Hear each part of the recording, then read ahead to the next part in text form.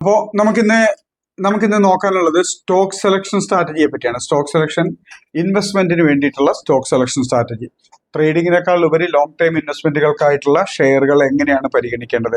നമുക്കറിയാം, സാധാരണഗതിയിൽ രണ്ട് രീതിയിലാണ് സ്റ്റോക്ക് മാർക്കറ്റിലെ ഇൻവെസ്റ്റ്മെന്റിന് വേണ്ടിയിട്ട് സ്റ്റോക്കുകൾ സെലക്ട് ചെയ്യാൻ യൂസ് ചെയ്യുന്നത്. ഒന്ന് ടെക്നിക്കൽ അനാലിസിസും, രണ്ട് ഫണ്ടമെന്റൽ അനാലിസിസും. അതിൽ നമ്മളെ സംബന്ധിച്ചിടത്തോളം ഫണ്ടമെന്റൽ അനാലിസിസ് ആണ് പൊതുവെ ഇൻവെസ്റ്റേഴ്സ് ഒക്കെ സ്റ്റോക്ക് മാർക്കറ്റിൽ സ്റ്റോക്കിനെ ഇൻവെസ്റ്റ് ചെയ്യാനായിട്ട് പരിഗണിക്കുന്നത്. ആ ഫണ്ടമെന്റൽ അനാലിസിസ് എന്ന് പറഞ്ഞിട്ടുണ്ടെങ്കിൽ എങ്ങനെയാണ് നോക്കുന്നതെന്നൊക്കെ നമുക്കറിയാം. അതായത് ഒരു കമ്പനിയുടെ ഫണ്ടമെന്റൽ അടിസ്ഥാനപരമായിട്ടുള്ള ഡീറ്റെയിൽസ് പഠിച്ചിട്ട് ആ കമ്പനിക്ക് വളർച്ചാ സാധ്യതയുണ്ടോ, ആ കമ്പനി എന്തുമാത്രം സ്ട്രോങ് ആണ്, നേരത്തെ കണ്ട പോലെ തന്നെ ആ കമ്പനിക്ക് കടബാധ്യതകളുണ്ടോ, അതിന് എന്തുമാത്രം അസറ്റും ലയബിലിറ്റീസും ഉണ്ട്, അതിന്റെ ബിസിനസ് എന്തുമാത്രം ഉണ്ട്, പ്രോഫിറ്റ് എന്തുമാത്രം ഉണ്ട്, അത് നിലനിൽക്കുന്ന ഇൻഡസ്ട്രിയിൽ എന്തുമാത്രം സാധ്യതയുണ്ട്, ഇങ്ങനെയുള്ള ഡീറ്റെയിലുകൾ പഠിക്കുന്ന ഒരു രീതിയാണ് ഫണ്ടമെന്റൽ അനാലിസിസ് എന്ന് പറയുന്നത്.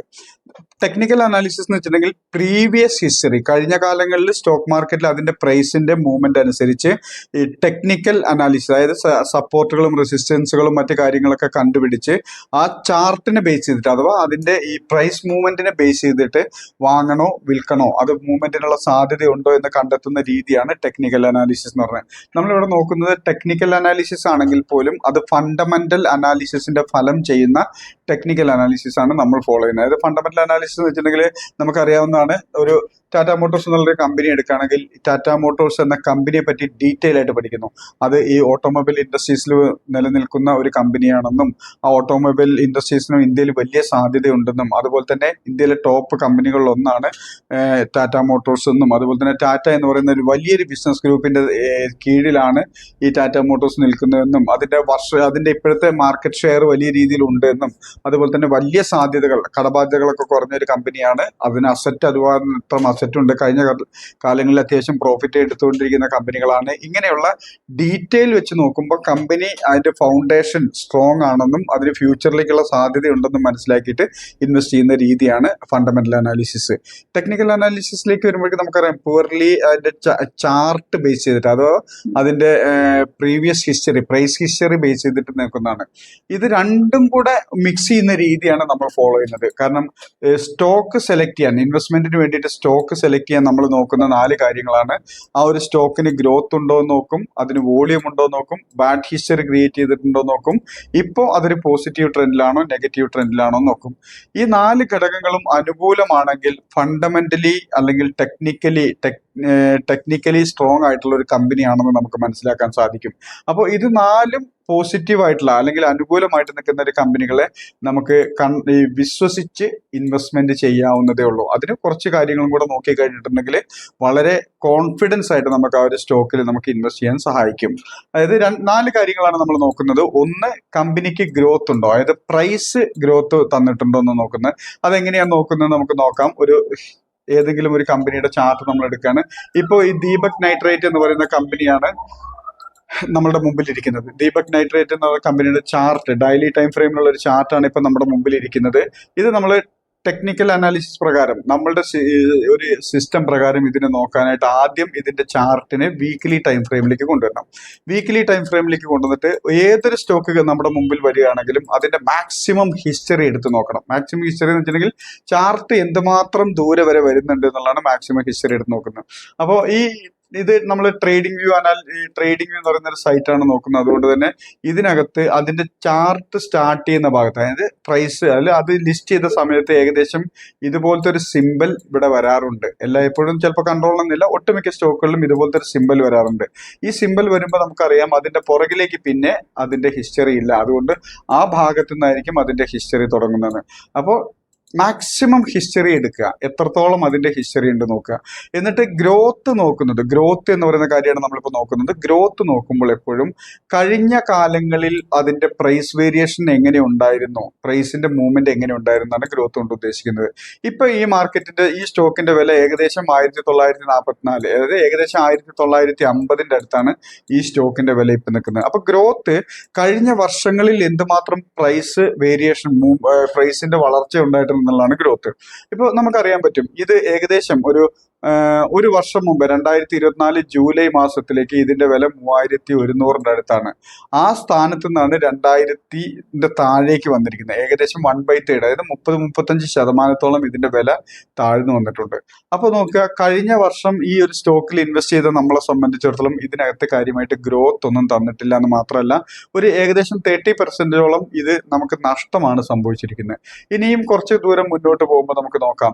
ഒരു 2023 മാർച്ചിൽ, അതായത് 2 വർഷം മുമ്പ് നോക്കുമ്പോൾ ഈ ഒരു സ്റ്റോക്കിന്റെ വില ഏകദേശം 1750 റേഞ്ചിലാണ് നിൽക്കുന്നത്. 2 വർഷം മുമ്പ് നമ്മൾ ഇതിനകത്ത് ഇൻവെസ്റ്റ് ചെയ്തിരുന്നെങ്കിൽ പോലും ഇതിനകത്ത് വലിയ ഗ്രോത്ത് ഉണ്ടായിരുന്നില്ല, വലിയ ഗ്രോത്ത് ഇല്ല. കാരണം 1750 ഇപ്പോൾ നിൽക്കുന്നത് 1950 വെറും 200 രൂപയുടെ ദൂരം മാത്രമേ 2 വർഷം കൊണ്ട് സഞ്ചരിച്ചിട്ടുള്ളൂ. എന്നാൽ കുറച്ചും കൂടെ ബാക്കിലേക്ക് പോകുമ്പോഴേക്ക് 2021 ഒക്ടോബർ, ഏകദേശം ഒരു 4 വർഷം മുമ്പേ ഇതിന്റെ പ്രൈസ് ഹിസ്റ്ററി നോക്കുകയാണെങ്കിൽ നമുക്ക് കാണാൻ പറ്റും 3000-അടുത്താണ് ഈ ഒരു ഷെയറിന്റെ വില വന്നിരിക്കുന്നത്, 3000-അടുത്ത്. അപ്പൊ 2021 ഒക്ടോബറിൽ ഒരു 4 വർഷം മുമ്പേ ഈ ഒരു സ്റ്റോക്കിൽ ഇൻവെസ്റ്റ് ചെയ്തിരുന്നെങ്കിലും നമുക്കൊരു 30%ഓളം ഇപ്പൊ നഷ്ടമാണ്. അതായത് 4 വർഷം കൊണ്ട് നമ്മുടെ സമ്പത്തിനും ഉണ്ടാകുന്ന ഗ്രോത്ത് ഈ ഒരു സ്റ്റോക്കിൽ ഇൻവെസ്റ്റ് ചെയ്തിരുന്നെങ്കിൽ ഉണ്ടാവില്ല. എന്നാൽ അവിടെയാണ് നമുക്ക് മനസ്സിലാക്കേണ്ട ഒരു കേസ്, വെറും 10 വർഷം മുമ്പേ 2015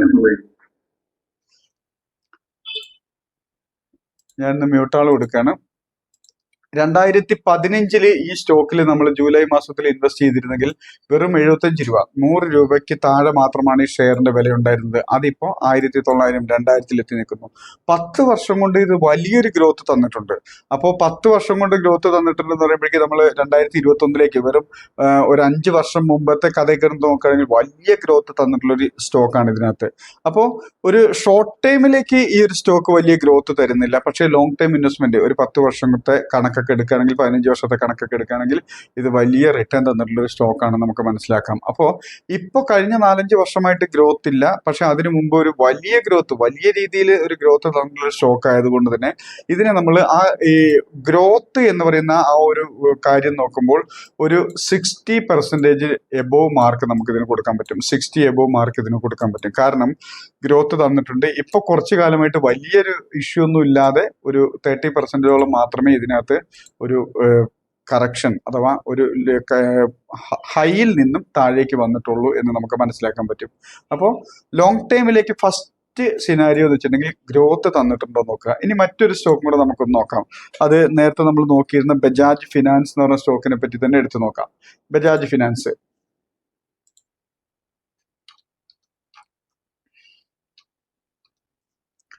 ബജാജ് ഫിനാൻസിലേക്ക് വരുമ്പോൾ ഇപ്പൊ അതിന്റെ വില സ്പ്ലിറ്റ് ചെയ്തിട്ടുള്ള പ്രൈസ് ആണ് നമുക്കറിയാം. പക്ഷേ അത് നോക്കണ്ട, ഇപ്പൊ അതിന്റെ സ്പ്ലിറ്റ് ചെയ്തിട്ടുണ്ടെങ്കിൽ പോലും അതിനെ സംബന്ധിച്ചോളം ആവറേജ് പ്രൈസ് ആയിരിക്കും 10 വർഷം മുമ്പ് 5 വർഷം മുമ്പത്തെ ഡാറ്റയിലേക്ക് നമുക്ക് കിട്ടുന്നത്.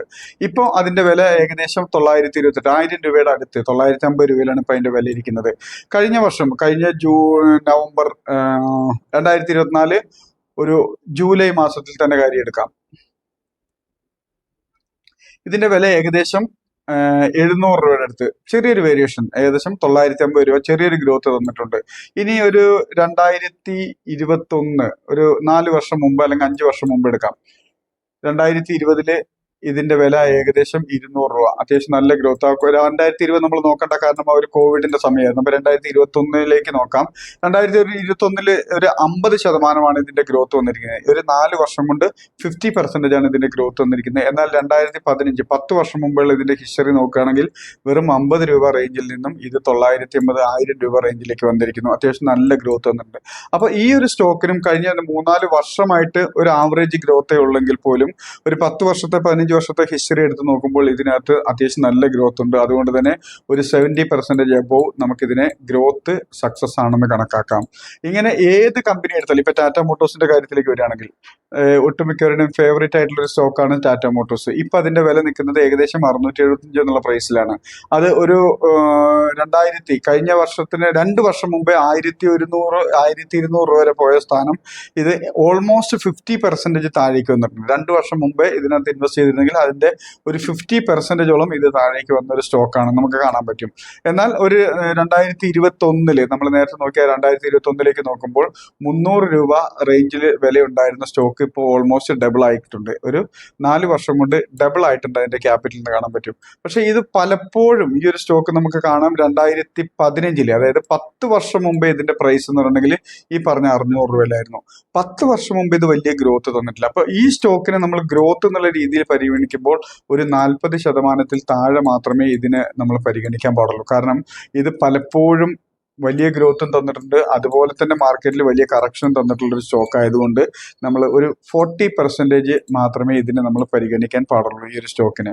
അതുപോലെ മറ്റേതെങ്കിലും ഒരു സ്റ്റോക്ക് എടുക്കുകയാണെങ്കിൽ ഇപ്പൊ മുത്തൂറ്റ് ഫിനാൻസിന്റെ കാര്യം എടുത്ത് നോക്കുകയാണെങ്കിൽ മുത്തൂറ്റ് ഫിനാൻസ് ഇപ്പൊ നിൽക്കുന്നത് ഓൾ ടൈം ഹൈ ആയിട്ടുള്ള ഏകദേശം ഓൾ ടൈം ഹൈ എന്ന് പറഞ്ഞാൽ 2500 എന്നുള്ള പ്രൈസിലാണ്.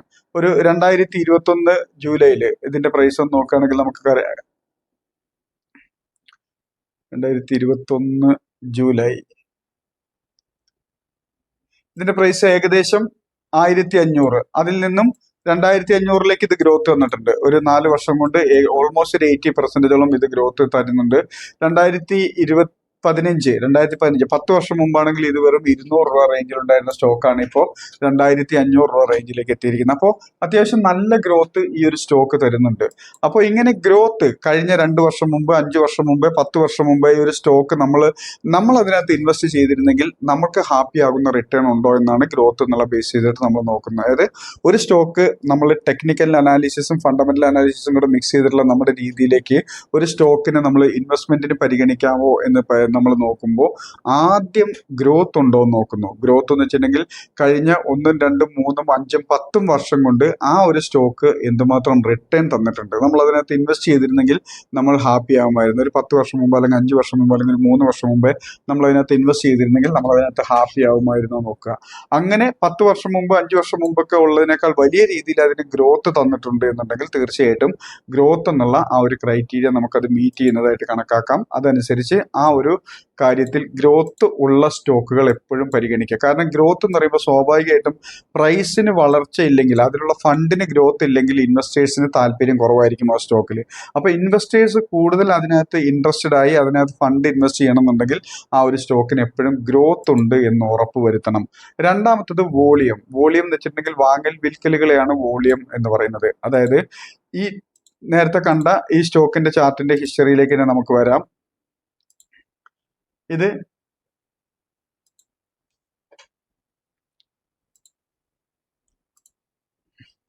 മുത്തൂറ്റ് ഫിനാൻസ് എന്ന് പറയുന്ന ഈ ഒരു കമ്പനിക്ക് ഇപ്പൊ 2500 രൂപയാണ് ശരാശരി വില. അപ്പൊ നമ്മൾ വോളിയം എന്ന് പറയുന്ന കാര്യം നോക്കുമ്പോൾ നമ്മൾ ആദ്യം ഈ ചാർട്ട് എടുത്തിട്ട് നമുക്ക് അറിയാവുന്നതാണ്, ഒന്നുകൂടെ റിപ്പീറ്റ് ചെയ്യാണ്. ചാർട്ട് എടുത്തിട്ട് ഈ ഭാഗത്ത് ഇൻഡിക്കേറ്റേഴ്സ് എന്ന് പറയുന്നൊരു ഏരിയ കാണാം. ആ ഇൻഡിക്കേറ്റേഴ്സ് എന്നുള്ളതിൽ ക്ലിക്ക് ചെയ്യുമ്പോൾ ജസ്റ്റ് വോളിയം എന്ന് ടൈപ്പ് ചെയ്ത് കഴിഞ്ഞാൽ തന്നെ നമുക്കവിടെ വോളിയം എന്ന് പറയുന്നൊരു ഡാറ്റ നമുക്ക് കിട്ടും. ആ ഡാറ്റയിൽ ഈ ഭാഗത്താണ് ഇവിടെ വോളിയം എന്ന് എഴുതി കാണിക്കുന്ന ഈ ഭാഗത്താണ് അതിന്റെ വോളിയം എത്രത്തോളം ഉണ്ടെന്ന് കാണിക്കുന്നത്. വോളിയം എന്ന് വെച്ചിട്ടുണ്ടെങ്കിൽ ഈ മുത്തൂറ്റ് ഫിനാൻസ് എന്ന ഈ കമ്പനിയുടെ ഇന്നത്തെ ദിവസം, അതായത് ഓരോ ദിവസവും നമ്മളിവിടെ എത്രയാണ് ടൈം ഫ്രെയിം സെലക്ട് ചെയ്യുന്നത് അതാണ് വോളിയമായിട്ട് നമുക്ക് കാണാൻ പറ്റുക. അപ്പോൾ ഇത് ഡെയിലി എന്ന് പറയുന്ന ടൈം ഫ്രെയിം ആയതുകൊണ്ട് ഇന്ന് രാവിലെ 9:15 മാർക്കറ്റ് ഓപ്പൺ ചെയ്ത് 3:30 മാർക്കറ്റ് ക്ലോസ് ചെയ്ത സമയത്തിനിടയ്ക്ക് എന്തുമാത്രം ക്വാണ്ടിറ്റി വാങ്ങൽ വിൽക്കലുകൾ നടത്തിയിട്ടുണ്ടെന്നാണ്. എക്സാമ്പിൾ, ഞാനിപ്പോൾ രാവിലെ 100 ഷെയർ 2500 രൂപ കൊടുത്തിട്ട് ഇതിന് വാങ്ങി. അപ്പോൾ വോളിയം എന്നുള്ളത് 100 മാറുന്നു. എന്തുകൊണ്ടെന്ന് വെച്ചിട്ടുണ്ടെങ്കിൽ ഈ ഷെയർ മറ്റാരുടെ കൈവശമാണ് ഇരിക്കുന്നത്. ഞാൻ രാവിലെ 100 എണ്ണം വാങ്ങുമ്പോൾ ഇത് മറ്റാരോ എനിക്ക് കൈമാറ്റം ചെയ്യുന്നു. ഇങ്ങനെയുള്ള ഈ കൈമാറ്റമാണ് വോളിയമായിട്ട് മാറുന്നത്. ഞാൻ ഒരിക്കലും കമ്പനിയിൽ നിന്ന് നേരിട്ട് പോയിട്ട് ഈ ഷെയറുകൾ എനിക്ക് വാങ്ങാൻ സാധിക്കില്ല. ഇത് ഹോൾഡ് ചെയ്യുന്ന മറ്റേതോ ഇൻവെസ്റ്റേഴ്സോ ട്രേഡേഴ്സിന്റെ കയ്യിൽ നിന്നും ഈ ഷെയർ എൻ്റെ ആവശ്യപ്രകാരം NSE എനിക്ക് വാങ്ങി തരുന്നു. അങ്ങനെ ഈ ഷെയർ എൻ്റെ കൈവശം വരുന്നു. അപ്പോൾ മറ്റൊരു വ്യക്തിയിൽ നിന്നും എനിക്ക് ഷെയർ കിട്ടുമ്പോൾ അവിടെ വോളിയം 100, കൈമാറ്റം 100 ക്വാണ്ടിറ്റി ആയി മാറി. അപ്പോൾ വോളിയം 100. അതിനുശേഷം ഇതിന്റെ വില ഒന്ന് താഴേക്ക് വരുന്ന കാണുമ്പോൾ ഞാൻ അതിനകത്ത് നിന്ന് ഒരു 50 ഷെയർ വിറ്റൊഴിവാക്കി. സ്വാഭാവികമായിട്ട് ഞാൻ വിൽക്കുമ്പോൾ അതിന്റെ ഓപ്പോസിറ്റ് അത് ബൈ ചെയ്യാൻ വാങ്ങാനായിട്ട് മറ്റൊരാൾ വന്നേ മതിയാവുള്ളൂ. അപ്പോൾ ആ ആ ഒരു കൈമാറ്റത്തിനെ വീണ്ടും വോളിയമായിട്ട് കണക്കാക്കുമ്പോൾ അവിടെ 100 + 50 150 വോളിയമായി മാറും. പക്ഷെ എൻ്റെ കൈവശം ബാക്കി 50 ഷെയർ ഉണ്ടാവുള്ളൂ. കാരണം 100 ഞാൻ വാങ്ങി 50 വിറ്റൊഴിച്ച് ബാക്കി 50 ഉണ്ടാവുള്ളൂ. അതിനുശേഷം മാർക്കറ്റ് വീണ്ടും കയറുന്നത് കാണുമ്പോൾ ഞാൻ 100 ക്വാണ്ടിറ്റിയും കൂടെ വാങ്ങി എന്ന് സങ്കല്പിക്കുക. അപ്പൊ എൻ്റെ കൈവശം ആൾറെഡി 50 ഉണ്ട്, പ്ലസ് ഞാൻ 100 വാങ്ങുകയും ചെയ്തു. അപ്പോൾ വോളിയം എന്ന് പറയുന്നത് ഈ 150 ആൾറെഡി അവിടെ വോളിയം കിടപ്പുണ്ട്, അതിനോടൊപ്പം തന്നെ 100 വോളിയം കൂടെ ആഡ് ചെയ്യുന്നു വെച്ചിട്ടുണ്ടെങ്കിൽ ഞാൻ 100 ഷെയർ മറ്റൊരാളിൽ നിന്ന് വാങ്ങുമ്പോൾ സ്വാഭാവികമായിട്ടും മറ്റാരോ എനിക്ക് കൈമാറ്റം ചെയ്യുകയാണ് ചെയ്യുന്നത്. ഈ കൈമാറ്റത്തിനെയാണ് വോളിയം എന്ന് പറയുന്നത്. അപ്പോൾ വോളിയം എന്നുള്ളത് അവിടെ 250 മാറുന്നു. അങ്ങനെ എത്ര ഷെയറുകൾ കൈമാറ്റം ചെയ്യപ്പെടുന്നുണ്ടോ അതാണ് ഒരു ഷെയറിന്റെ വോളിയം എന്ന് പറയുന്നത്.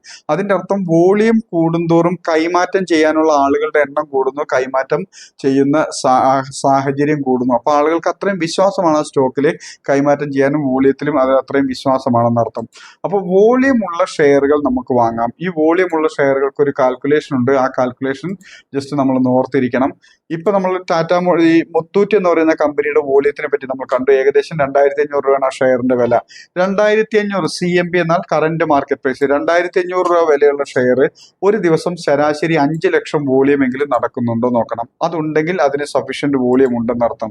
ഇപ്പോ ഈ മുത്തൂറ്റ് എന്ന് പറയുന്നതിലേക്ക് നമുക്ക് ഇവിടെ നോക്കുമ്പോൾ ഇവിടെ നമുക്ക് വോളിയം കാണാൻ പറ്റുന്നുണ്ട്. അപ്പൊ ഒരു ആവറേജ് വോളിയത്തിലേക്ക് എടുത്തു നോക്കുമ്പോൾ ഇവിടെ 90K ഇവിടെ വോളിയം കാണിക്കുന്നുണ്ട്. 1 മില്യനൊക്കെ വോളിയം. അതായത് ആവറേജ് നോക്കുമ്പോൾ നമുക്ക് ഈ ഒരു ഏരിയ, ഈ ചാർട്ടിന്റെ താഴെ ഭാഗത്ത് കുറെ ബാർ പോലെ വന്ന് നിൽക്കുന്ന ഒരു കോളം പോലെ വന്ന് നിൽക്കുന്ന സാധനങ്ങൾ കാണാൻ പറ്റും.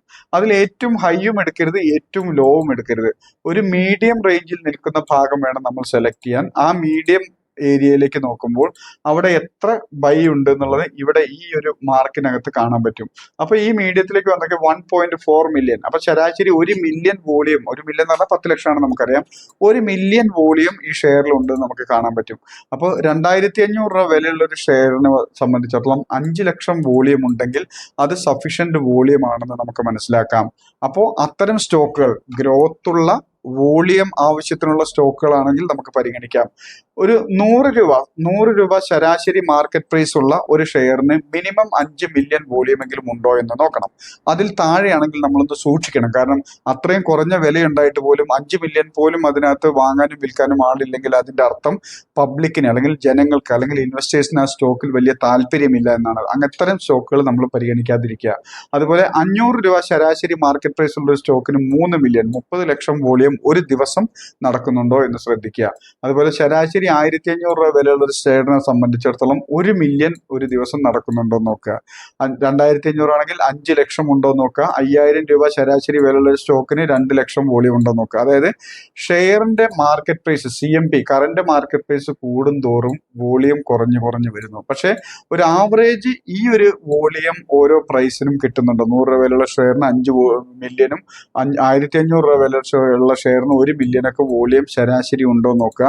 വോളിയം ഉണ്ടെങ്കിൽ വാങ്ങാനും വിൽക്കാനും ആളുകൾക്ക് ഇൻട്രസ്റ്റ് ഉണ്ട്, താല്പര്യമുള്ള സ്റ്റോക്കാണെന്ന് മനസ്സിലാക്കി അതിന് ലിക്വിഡിറ്റി ഉണ്ടാവും എന്നർത്ഥം. ലിക്വിഡിറ്റി എന്ന് വെച്ചിട്ടുണ്ടെങ്കിൽ പെട്ടെന്ന് തന്നെ വാങ്ങാനും വിൽക്കാനും നമ്മൾ ഉദ്ദേശിച്ച പ്രൈസിൽ വാങ്ങാനും വിൽക്കാനും സാധിക്കും എന്നർത്ഥം. അപ്പോൾ ഈ 2 കാര്യങ്ങൾ നമ്മൾ ഇപ്പൊ മനസ്സിലാക്കി കഴിഞ്ഞു. ഒന്ന്, ഗ്രോത്ത്. കഴിഞ്ഞ 3 വർഷത്തിനുള്ളിൽ 5 വർഷത്തിനുള്ളിൽ 10 വർഷത്തിനുള്ളിൽ ആ ഷെയറിന്റെ മാർക്കറ്റ് പ്രൈസ് കൂടിയിട്ടുണ്ടോ, വർദ്ധിച്ചിട്ടുണ്ടോ, അതും നമുക്ക് ഹാപ്പി ആവുന്ന രീതിയിൽ റിട്ടേൺ തരുന്ന സ്റ്റോക്കാണോ എന്ന് നോക്കുക. രണ്ടാമത്, വോളിയം ഉണ്ടോ നോക്കുക. വോളിയം എന്ന് പറയുമ്പോഴേക്കും ഒരു ദിവസം എത്ര ക്വാണ്ടിറ്റി വാങ്ങൽ വിൽക്കലുകൾ നടക്കുന്നുണ്ടെന്നാണ് വോളിയം. അത് ഓരോ മാർക്കറ്റ് പ്രൈസിലുള്ള ഷെയറിനനുസരിച്ച് വോളിയത്തിൽ വേരിയേഷൻ വരുന്നു. വോളിയം കുറവുള്ള ഷെയറുകൾ മാർക്കറ്റ് പ്രൈസ് കുറവുള്ള ഷെയറുകൾ മാക്സിമം വോളിയം കൂടുന്നുണ്ടെന്ന് ഉറപ്പുവരുത്തുക. മാർക്കറ്റ് വാല്യൂ കൂടുതലാണെങ്കിൽ വോളിയം കുറഞ്ഞാലും കുഴപ്പമൊന്നുമില്ല എന്നുള്ള രീതിയിലേക്ക് നമുക്കിത് കണക്കാക്കാം. മൂന്നാമത്തത്, ഒരു സ്റ്റോക്ക് ബാഡ് ഹിസ്റ്ററി ക്രിയേറ്റ് ചെയ്തിട്ടുണ്ടോ നോക്കുക. ബാഡ് ഹിസ്റ്ററി എന്ന് വെച്ചിട്ടുണ്ടെങ്കിൽ സ്റ്റോക്ക് വലിയ രീതിയിൽ മുകളിലേക്ക് മൂവ് ചെയ്യും, ചുരുങ്ങിയ സമയം കൊണ്ട് വലിയ രീതിയിൽ മുകളിലേക്ക് മൂവ് ചെയ്യും, അതുപോലെ തന്നെ അത്ര തന്നെ താഴേക്കും വരും. പെട്ടെന്നായിരിക്കും താഴത്തേക്കും മുകളിലേക്കുള്ള ഒരു മൂവ്മെന്റ് ഉണ്ടാവുന്നത്. ഇത് പല ആവർത്തി റിപ്പീറ്റ് ചെയ്യുന്നുണ്ടെങ്കിൽ, 2 or 3 തവണ ഇത് റിപ്പീറ്റ് ചെയ്യുന്നുണ്ടെങ്കിൽ ആ സ്റ്റോക്കിനെ നമ്മൾ സൂക്ഷിക്കണം. അത് വീണ്ടും അത്തരം ഒരു സാഹചര്യം ക്രിയേറ്റ് ചെയ്യാൻ ചാൻസ് ഉണ്ട് നമുക്കറിയാം. ഇപ്പൊ നമ്മളിവിടെ DCW എന്ന് പറഞ്ഞ ജസ്റ്റ് ഒരു എക്സാമ്പിൾ, അതിപ്പോൾ ഓർമ്മയിലുള്ള വേറെ ഏതൊരു സ്റ്റോക്ക് കൂടെ നമ്മളിത് കണ്ടതാണ്. ഈ വോളിയം മാത്രമേ നമ്മൾ ഡെയിലി ടൈം ഫ്രെയിമിൽ ഇട്ട് നോക്കാവുള്ളൂ. ബാക്കിയെല്ലാം ഈ ചാർട്ടിനെ നമ്മൾ വീക്ക്ലി ടൈം ഫ്രെയിമിലേക്ക് ഇട്ടിട്ടാണ് ചെക്ക് ചെയ്യേണ്ടത്. ഈ DCW എന്ന് പറയുന്ന സ്റ്റോക്ക് നമ്മൾ നോക്കുമ്പോഴേക്കും അത്യാവശ്യം നല്ല ഗ്രോത്ത് ഒക്കെ ഇത്രയും ഭാഗത്ത് നമുക്ക് കാണാൻ കഴിയും. പക്ഷേ അതിന്റെ പ്രീവിയസ് ഹിസ്റ്ററി മാക്സിമം, ഒരു സ്റ്റോക്ക് എന്തുകൊണ്ട് മാക്സിമം അതിന്റെ ഹിസ്റ്ററി എടുത്ത് നോക്കണം എന്ന് കാണുമ്പോൾ നമുക്കറിയാൻ പറ്റും ഇവിടെ പല ആവർത്തി ഇത് ബാഡ് ഹിസ്റ്ററി വലിയ രീതിയിൽ മുകളിലേക്ക് പോകുന്നു, അങ്ങനെ തന്നെ അത്ര ദൂരം താഴേക്ക് വരുന്നു, വീണ്ടും അതുപോലെ തന്നെ സംഭവിക്കുന്നുണ്ട്. ഇത് 2 3 തവണയിലധികം ഇത് റിപ്പീറ്റ് ചെയ്യുന്നുണ്ടെങ്കിൽ അവിടെ നമ്മൾ സൂക്ഷിക്കണം, ഇത് വീണ്ടും ബാഡ് ഹിസ്റ്ററി ക്രിയേറ്റ് ചെയ്യാൻ സാധ്യതയുണ്ട്. ഇപ്പൊ നമുക്ക് ഇവിടെ കാണാൻ പറ്റും ഈ ഭാഗത്തൊക്കെ ഈ സ്റ്റോക്ക് നല്ല രീതിയിൽ മുകളിലേക്ക് കയറിയിട്ടുണ്ട്, ഇവിടെ കയറിയിട്ടുണ്ട്, പിന്നെ മാർക്കറ്റിൽ താഴേക്ക് ഇറങ്ങുന്നു, ഇവിടെ നല്ല രീതിയിൽ കയറിയിട്ടുണ്ട്. അപ്പൊ ഇതൊക്കെ മാറി മാർക്കറ്റ് വലിയൊരു പോസിറ്റീവ് ട്രെൻഡിലേക്ക് കടന്നു എന്നൊക്കെ നമുക്ക് തോന്നിയേക്കാം, പക്ഷെ വീണ്ടും അത് വരാനുള്ള സാധ്യത ഈ ഭാഗത്ത് നമ്മൾ കാണുന്നു. അപ്പോൾ ഒരു ബാഡ് ഹിസ്റ്ററി, അതായത് പല ആവർത്തി വലിയ രീതിയിൽ മുകളിലേക്കും അത്ര തന്നെ താഴേക്കും വരുന്ന ഒരു സ്റ്റോക്ക് ആണെങ്കിൽ അതിനെ ബാഡ് ഹിസ്റ്ററി ക്രിയേറ്റ് ചെയ്യുക എന്നാണ് പറയുന്നത്. പൊതുവെ നമുക്ക് അവിടെ നോക്കിയാൽ കാണാൻ പറ്റും, ഇവിടെ ഞാൻ ഈ വോളിയം ബാർ എന്നുള്ള ഭാഗം നിങ്ങൾക്ക് ഇവിടെ കാണാനുണ്ട് താഴെ. ഇവിടെ ഒന്ന് സൂക്ഷിച്ച് നോക്കിയാൽ നമുക്ക് മനസ്സിലാകും, ഈ നല്ല രീതിയിൽ മുകളിലേക്ക് പോകുന്ന സമയത്ത് അത്യാവശ്യം നല്ല വോളിയം വരും, പിന്നെ താഴേക്ക് വരുമ്പോൾ വോളിയം കുറഞ്ഞൊക്കെ വരുന്നത് നമുക്ക് കാണാൻ പറ്റും. അപ്പോൾ ഈ വോളിയം കുറയുമ്പോൾ നമ്മൾ ഉദ്ദേശിച്ച പ്രൈസിൽ അത് വാങ്ങി വിൽക്കാനൊക്കെ സാധിക്കാതെ വരും എന്നുള്ളതാണ് ഇമ്പോർട്ടന്റ്. അപ്പോൾ ബാഡ് ഹിസ്റ്ററി ക്രിയേറ്റ് ചെയ്തിട്ടുള്ള ഒരു സ്റ്റോക്ക് ആണെങ്കിൽ അതിനെ പരിഗണിക്കാതിരിക്കുക. അപ്പോൾ നമ്മളിപ്പോൾ 3 കാര്യങ്ങളാണ് ശ്രദ്ധിച്ചത്. ഒന്ന്, ഗ്രോത്ത് കഴിഞ്ഞ 2 വർഷം 3 വർഷം 5 വർഷം 10 വർഷത്തിനുള്ള ആ സ്റ്റോക്ക് നമുക്ക് ആവശ്യമായിട്ടുള്ള, നമുക്ക് ഹാപ്പി എന്ന രീതിയിൽ റിട്ടേൺ തന്നിട്ടുണ്ടോ, അത് ഉണ്ടെങ്കിൽ നമുക്ക് അതിനെ പരിഗണിക്കാം. രണ്ടാമത്തത്, അതൊരു വോളിയം ഉണ്ടോ, അതായത് വാങ്ങൽ വിൽക്കലുകൾ quantity, number of quantity transaction എത്രത്തോളം കൂടുതലുണ്ടോ അത്രത്തോളം നല്ലതാണ്. അത് നമുക്കൊരു കാൽക്കുലേഷൻ ഉണ്ട്, ഒരു 100 രൂപ മാർക്കറ്റ് ഷെയർ ഉള്ള ഒരു സ്റ്റോക്കിന്, അല്ലെങ്കിൽ 100 രൂപ മാർക്കറ്റ് വിലയുള്ള ഒരു സ്റ്റോക്കിന് നമുക്ക് 5 മില്യൺ 50 ലക്ഷം വോളിയം ഒരു ദിവസം നടക്കുന്നുണ്ടോ നോക്കണം. അത് അങ്ങനെ ഒരു കാൽക്കുലേഷൻ ഉണ്ട്, അത് നമ്മളിപ്പോൾ കണ്ടു കഴിഞ്ഞാണ്. അത്രയും മിനിമം അത്രയെങ്കിലും വോളിയം ഉണ്ടെങ്കിൽ നമ്മൾ അതിനെ വിശ്വസിക്കാവൂ, അതല്ലെങ്കിൽ അത് ചിലപ്പോൾ നമുക്ക് കൈവശം വരുന്നാൽ ഉദ്ദേശിച്ച പ്രൈസിന് വിറ്റ് പോകാൻ പറ്റില്ല, ചില സമയത്ത് നമുക്ക് അത് എക്സിറ്റ് ചെയ്യാൻ പറ്റാത്ത സാഹചര്യങ്ങളൊക്കെ വരും. അതിൻ്റെ അർത്ഥം വോളിയം കുറവാണെന്ന് പറഞ്ഞാൽ അതിൻ്റെ അർത്ഥം അതിനകത്ത് ഇൻട്രസ്റ്റ് ഇല്ല, ഇൻവെസ്റ്റേഴ്സിനും ട്രേഡേഴ്സിനും ആ സ്റ്റോക്കിൽ ഇൻട്രസ്റ്റ് ഇല്ലാത്തത് കൊണ്ടാണ് അതിന് വോളിയം കുറയുന്നത്. പിന്നെ ചില സമയത്ത് നമ്പർ ഓഫ് ക്വാണ്ടിറ്റി, ആ കമ്പനി ഇറക്കിയിരിക്കുന്ന ഷെയറുകളുടെ എണ്ണവും കുറവായിരിക്കും, അങ്ങനെയും സംഭവിക്കാം. അപ്പോൾ വോളിയം കുറവുള്ള സ്റ്റോക്കുകൾ നമ്മൾ പരിഗണിക്കാതിരിക്കുക. മൂന്നാമത്, ബാഡ് ഹിസ്റ്ററി. നമ്മൾ നേരത്തെ കണ്ട പോലെ തന്നെ വലിയ രീതിയിൽ മുകളിലേക്കും താഴേക്കും വരിക, ഒരു അത്യാവശ്യം നല്ലൊരു ബുള്ളിഷ് ട്രെൻഡ് മുകളിലേക്കുള്ള ഒരു ട്രെൻഡ് മാർക്കറ്റിൽ വരുന്നു, അതുപോലെ ആ ഒരു സ്റ്റോക്കിന്റെ വില താഴേക്ക് ഇറങ്ങി വരുന്നുണ്ടെങ്കിൽ അത് പല ആവർത്തി 2 3 തവണ അതിലധികം തവണ ഇതുപോലെ തന്നെ റിപ്പീറ്റ് ചെയ്യുന്നുണ്ടെങ്കിൽ അതിനെ ബാഡ് ഹിസ്റ്ററി ക്രിയേറ്റ് ചെയ്യാൻ അർത്ഥം. അത്തരം ക്രിയേറ്റ് ചെയ്യുന്ന ബാഡ് ഹിസ്റ്ററി ക്രിയേറ്റ് ചെയ്യുന്ന സ്റ്റോക്കുകൾ നമ്മൾ പരിഗണിക്കാതിരിക്കുക. പിന്നെ നോക്കാനുള്ള, നമുക്കൊരു പോസിറ്റീവ് ട്രെൻഡ് ആണോ നെഗറ്റീവ് ട്രെൻഡ് ആണോ എന്ന് നോക്കണം. ഒരു ഷെയർ പോസിറ്റീവ് ട്രെൻഡ് ആണോ നെഗറ്റീവ് ട്രെൻഡ് ആണോ നോക്കണം. പോസിറ്റീവ് ട്രെൻഡിലുള്ള ഒരു ഷെയർ ഇൻവെസ്റ്റ്മെന്റ് നമ്മുടെ കൈവശം ഉണ്ടെങ്കിലും അത് തൽക്കാലത്തേക്ക് ലോസിലാണെങ്കിൽ പോലും ഹോൾഡ് ചെയ്യുക. പോസിറ്റീവ് ട്രെൻഡ് അവസാനിച്ച ഒരു കമ്പനിയും, എത്ര വലിയ കമ്പനിയാണെങ്കിലും, സ്റ്റോക്ക് മാർക്കറ്റിൽ എത്ര ഹിസ്റ്ററി ഉള്ള കമ്പനിയാണെങ്കിലും, എത്ര വലിയ കമ്പനിയാണെങ്കിലും ശരി, പോസിറ്റീവ് ട്രെൻഡ് അവസാനിച്ച ഒരു കമ്പനി ഒരു കാരണവശാലും നമ്മൾ ഹോൾഡ് ചെയ്ത് എക്സിറ്റ് ചെയ്ത് മാറുക. അതുപോലെ തന്നെ നെഗറ്റീവ് ട്രെൻഡിലുള്ള ഒരു കമ്പനി നമ്മുടെ കൈവശം ഉണ്ടാകരുത്. അതുപോലെ തന്നെ നെഗറ്റീവ് ട്രെൻഡിലുള്ള ഒരു കമ്പനിയിൽ എന്തിന്റെ പേരിലാണെങ്കിലും ഒരു ഫ്രഷ് എൻട്രി എടുക്കരുത്. ഇപ്പൊ ചിലപ്പോൾ നെഗറ്റീവ് ട്രെൻഡ് എന്താണെന്ന് പറയുമ്പോൾ നമുക്ക് മനസ്സിലാവും, ചിലപ്പോൾ 100 രൂപ വിലയുള്ള ഒരു ഷെയർ 20 രൂപയിലേക്ക് താഴേക്ക് എത്തിയിട്ടുണ്ടാവും. അപ്പൊ നമ്മൾ നോക്കുമ്പോൾ അത്രയും വലിയ വില ഉണ്ടായിരുന്ന ഷെയർ ഇത്രയും കുറഞ്ഞ് കിട്ടിയിരിക്കുകയാണ്. അപ്പൊ ഈ നല്ലൊരു ഡിസ്കൗണ്ട് പ്രൈസിൽ കിട്ടുന്നു എന്നുള്ളൊരു കാഴ്ചപ്പാടിൽ നമ്മളത് വാങ്ങിയേക്കാം. ഒരിക്കലും വാങ്ങരുത്. നെഗറ്റീവ് ട്രെൻഡിലുള്ള ഒരു ഷെയർ ഒരു കാരണവശാലും വാങ്ങരുത്. അത് തിരിച്ച് പോസിറ്റീവ് ട്രെൻഡിലേക്ക് കടന്നു കഴിഞ്ഞതിന് ശേഷം മാത്രമേ അത് വാങ്ങാവുള്ളൂ. എന്താണ് ഈ പോസിറ്റീവ് ട്രെൻഡ് നെഗറ്റീവ് ട്രെൻഡ് എന്ന് കണ്ടു കഴിഞ്ഞിട്ട് നമുക്ക് അവിടെ ഒന്നുകൂടെ ഏരിയയിൽ ഡിസ്കസ് ചെയ്യാം. അപ്പോൾ സ്റ്റോക്ക് മാർക്കറ്റിലേക്ക് നമ്മൾ ഇറങ്ങുമ്പോൾ സ്വാഭാവികമായിട്ടും ഒരു ചാർട്ടിനെ പോസിറ്റീവ് ട്രെൻഡ് കണക്കാക്കി നമ്മൾ എടുക്കുമ്പോൾ വീക്ക്ലി ടൈം ഫ്രെയിമിലേക്ക് വേണം എടുക്കാൻ. വീക്ക്ലി ടൈം ഫ്രെയിമിലേക്ക് എടുത്തിട്ട് ഒറ്റ വാക്കിൽ പറയുകയാണെങ്കിൽ, വീക്ക്ലി ടൈം ഫ്രെയിമിൽ സ്വിംഗ് ലോ ബ്രേക്ക് ചെയ്യാൻ കഴിഞ്ഞില്ല എങ്കിൽ ആ ഒരു സ്റ്റോക്ക് പോസിറ്റീവ് ട്രെൻഡില്ല. ഒന്നുകൂടെ ഡീറ്റെയിൽ ആയിട്ട് പറയുമ്പോൾ, ഒരു സ്റ്റോക്കിന്റെ മൂവ്മെന്റ് ഏത് ഡയറക്ഷനിലേക്കാണ്, ഇപ്പൊ നമ്മൾ മുകളിലേക്കുള്ള ഡയറക്ഷനെ പറ്റി മാത്രമാണ് ഡിസ്കസ് ചെയ്യുന്നത്. ഏത് ഡയറക്ഷനിലേക്കുള്ള സ്റ്റോക്ക് ആണെങ്കിലും ശരി, മുകളിലേക്കാണെങ്കിൽ പോലും കയറ്റിറക്കങ്ങളിലൂടെ പോവുള്ളൂ, താഴേക്കാണെങ്കിലും കയറ്റിറക്കങ്ങളിലൂടെ മാത്രമേ താഴേക്ക് വരുള്ളൂ. ഒരു സൈഡിലേക്ക് മൂവ് ചെയ്യുന്ന മാർക്കറ്റ് ആണെങ്കിലും അത് പലപ്പോഴും കയറ്റിറക്കങ്ങളിലൂടെ തന്നെ ആയിരിക്കും മൂവ് ചെയ്യുന്നത്. അപ്പോൾ സ്റ്റോക്കിന് ഒരിക്കലും, സ്റ്റോക്കിന്റെ പ്രൈസിന് നേർരേഖ പോലെ മുകളിലേക്കോ താഴേക്കോ സൈഡിലേക്കോ ഒരിക്കലും മൂവ് ചെയ്യാൻ പറ്റില്ല. അത് കയറ്റിറക്കങ്ങളിലൂടെ പോവുള്ളൂ. ഈ കയറ്റിറക്കങ്ങളെയാണ് സ്വിങ്ങുകൾ എന്ന് പറയുന്നത്. അതായത് മാർക്കറ്റ് താഴെ നിന്ന് മുകളിലേക്ക് കയറുമ്പോൾ ആ താഴെ നിന്നുള്ള മൂവ്മെന്റിന്റെ ആരംഭവും മുകളിലെത്തി അടുത്ത് തിരിച്ചിറങ്ങുന്ന ദൂരവും ഇതിനെയാണ് ഒരു സ്വിംഗ് എന്ന് പറയുന്നത്. ഈ ചാർട്ടിൽ റിയൽ ആയിട്ട് കാണുമ്പോൾ നമുക്ക് മനസ്സിലാവും ഇവിടുന്ന് താഴേക്കുള്ള മൂവ്മെന്റ് അവസാനിച്ച് ഇവിടുന്ന് ഈ സ്റ്റോക്കിന്റെ മൂവ്മെന്റ് തിരിച്ചു കയറാൻ തുടങ്ങുന്നു. അപ്പോൾ ഇവിടെ ഒരു സ്വിംഗ് ആരംഭിക്കുന്നു. ആ മൂവ്മെന്റ് അവസാനിച്ച് മാർക്കറ്റ് റിവേഴ്സ് ആവുന്ന സമയത്ത് ഇവിടെ തുടങ്ങിയ സ്വിംഗ് ഇവിടെ അവസാനിക്കുന്നു. ഇതിനെയാണ് ഒരു സ്വിംഗ് എന്ന് പറയുന്നത്. അപ്പൊ മാർക്കറ്റ് എപ്പോഴും സ്വിംഗ് ഹൈ, അതായത് മുകളിലേക്കുള്ള മൂവ്മെന്റ് അവസാനിച്ച് താഴേക്ക് ഇറങ്ങുന്ന ആ യു-ടേൺ, മുകളിൽ നിന്നും താഴത്തേക്കുള്ള യു-ടേൺ ക്രിയേറ്റ് ചെയ്യുന്ന ആ ഏരിയയാണ് സ്വിംഗ് ഹൈകൾ എന്ന് പറയുന്നത്. അതുപോലെ തന്നെ താഴെ നിന്നും തിരിച്ച് യു-ടേൺ ചെയ്ത് മാർക്കറ്റ് മുകളിലേക്ക് കയറുന്നതിനെ സ്വിംഗ് ലോകൾ എന്നും പറയുന്നു. സ്വിംഗ് ഹൈയും സ്വിംഗ് ലോയും. അപ്പൊ മാർക്കറ്റ് മുകളിലേക്കുള്ള മൂവ്മെന്റ് എപ്പോഴും സ്വിംഗ് ഹൈ ക്രിയേറ്റ് ചെയ്തുകൊണ്ടും സ്വിംഗ് ലോ ക്രിയേറ്റ് ചെയ്തുകൊണ്ടൊക്കെ ആയിരിക്കും മാർക്കറ്റ് മുകളിലേക്ക് പോകുന്നത്. പോസിറ്റീവ് ട്രെൻഡിന്റെ ലക്ഷണം തൊട്ട് മുമ്പത്തെ സ്വിംഗ് ലോകൾ ബ്രേക്ക് ചെയ്യാൻ മാർക്കറ്റിന് കഴിയില്ല. അതിനു മുമ്പേ തിരിച്ച് ബ്രേക്ക് ചെയ്ത് കയറിയിട്ടുണ്ടാവും, തിരിച്ച് മുകളിലേക്ക് കയറിയിട്ടുണ്ടാവും. അതായത് താഴെ വരുന്നു, ഇവിടെ ഒരു സ്വിംഗ് ലോ വീക്ക്ലി ടൈം ഫ്രെയിമിലാണ് ഒരു സ്വിംഗ് ലോ ക്രിയേറ്റ് ചെയ്യുന്നു, അഥവാ താഴെ നിന്ന് തിരിച്ചു കയറുന്ന ഒരു യു-ടേൺ സ്വിംഗ് ക്രിയേറ്റ് ചെയ്യുന്നു. മാർക്കറ്റ് മുകളിലേക്ക് കയറി പോകുന്നു, അവിടെ ഒരു സ്വിംഗ് ഹൈ ക്രിയേറ്റ് ചെയ്യും. ഈ സ്വിംഗ് ഹൈ നമ്മൾ പോസിറ്റീവ് ട്രെൻഡിൽ പരിഗണിക്കേണ്ടതില്ല. സ്വിംഗ് ഹൈ ക്രിയേറ്റ് ചെയ്ത് മാർക്കറ്റ് ഒന്ന് താഴേക്ക് ഇറങ്ങുന്നു. അവിടെ നമ്മൾ ശ്രദ്ധിക്കേണ്ടത് ഈ താഴേക്ക് ഇറങ്ങി വന്ന് തിരിച്ച് ഒരു സ്വിംഗ് ലോ ക്രിയേറ്റ് ചെയ്ത് തിരിച്ച് മുകളിലേക്ക് കയറുന്ന സാഹചര്യം തൊട്ട് മുമ്പ് ക്രിയേറ്റ് ചെയ്തിരിക്കുന്ന ഈ സ്വിംഗ് ലോയെ ബ്രേക്ക് ചെയ്യാൻ പറ്റുന്നുണ്ടോ? ബ്രേക്ക് ചെയ്യാൻ പറ്റുന്നുണ്ടെങ്കിൽ അത് പോസിറ്റീവ് ട്രെൻഡ് അല്ല. ബ്രേക്ക് ചെയ്യാൻ കഴിയാതെ തിരിച്ചു കയറുകയാണെങ്കിൽ അത് പോസിറ്റീവ് ട്രെൻഡ്. അതുപോലെ ഇവിടെ ഒരു അടുത്ത സ്വിംഗ് ലോ ക്രിയേറ്റ് ചെയ്ത് കഴിഞ്ഞു, ഇവിടത്തേക്ക് ശേഷം അടുത്ത സ്വിംഗ് ലോ ക്രിയേറ്റ് ചെയ്ത് കഴിഞ്ഞു, മാർക്കറ്റ് കറക്ഷൻ കഴിഞ്ഞു, സ്വിംഗ് ഹൈ ക്രിയേറ്റ് ചെയ്ത് താഴേക്ക് വരുന്നു, വീണ്ടും തിരിച്ചു കയറുമ്പോൾ ഇവിടെ അടുത്ത സ്വിംഗ് ലോ ക്രിയേറ്റ് ചെയ്യുന്നു. അപ്പൊ നമ്മൾ പഠിക്കേണ്ടത് ഈ തിരിച്ചു കയറുന്നത് തൊട്ട് മുമ്പത്തെ സ്വിംഗ് ലോ ബ്രേക്ക് ചെയ്തിട്ടാണോ അതിനു മുമ്പാണോ? ബ്രേക്ക് ചെയ്തിട്ടില്ല എങ്കിൽ അത് പോസിറ്റീവ് ട്രെൻഡ്. ഇങ്ങനെ ഓരോ പ്രാവശ്യവും കറക്ഷൻ കഴിഞ്ഞ് തിരിച്ചു കയറുന്നത് സ്വിംഗ് ലോ ബ്രേക്ക് ചെയ്യുന്നതിന് മുമ്പേ മാർക്കറ്റിന് തിരിച്ചു കയറാൻ കഴിയുന്നുണ്ടെങ്കിൽ അതൊരു പോസിറ്റീവ് ട്രെൻഡ് ഉള്ള സ്റ്റോക്കാണ്. അപ്പോൾ പോസിറ്റീവ് ട്രെൻഡ് ഉള്ള സ്റ്റോക്ക് നമുക്ക് ഹോൾഡ് ചെയ്യാം. നഷ്ടത്തിലാണെങ്കിൽ പോലും ഹോൾഡ് ചെയ്യാന്ന് പറയാൻ കാരണം ഇതിന്റെ ഈ ഒരു ബുള്ളിഷ് മൂവ്മെന്റ് കണ്ടുകൊണ്ട് ഞാൻ ഇവിടെ വെച്ച് ഈ സ്റ്റോക്ക് വാങ്ങി.